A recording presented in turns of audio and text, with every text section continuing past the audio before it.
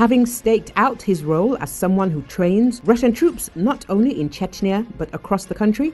Ramzan Kadyrov has now declared himself commander of all troops in Chechnya and said anyone who disagrees with that must be dismissed. US expert Paul Goble recalls that Ramzan Kadyrov has trained almost 50,000 Russian soldiers in his Spetsnaz University in Gudermes since that institution was established in 2013. Now the Chechen leader is using graduates of that school to train Russian soldiers in other regions of the Russian Federation, including the Kola Peninsula, Atle Staalesen says.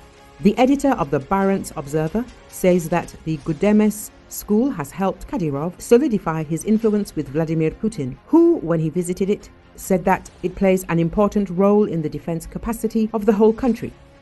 The Kremlin leader likely welcomes Kadyrov's expansion of his training network, but there may be a downside. The Chechen leader may be creating an alliance that could be used against the Kremlin in the case of a weakening at the center. At the very least, Kadyrov, by his action, reduces the ability of the center to rein him in. That Kadyrov may have such larger goals in mind is suggested by the fact that he now has a special representation office in Murmansk.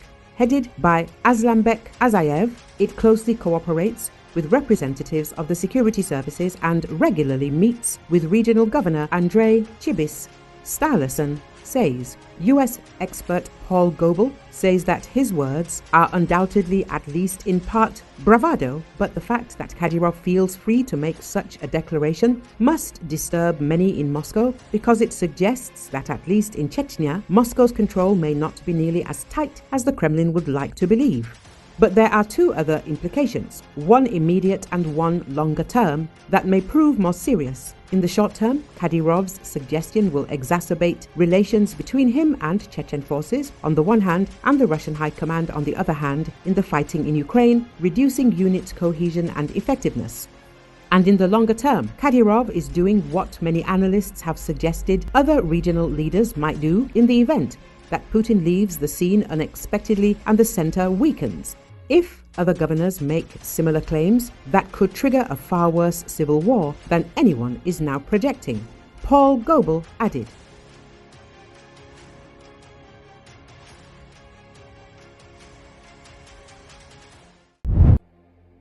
At least 7 people were injured in a Ukrainian drone attack on Russia's Tambov region overnight on Saturday, according to local authorities. Windows were knocked out and balconies damaged in 2 5-story apartment buildings in the town of Kotovsk, acting governor of Tambov region Yevgeny Pervyshov said on his Telegram channel. Videos on social media showed damaged buildings and debris scattered on the road.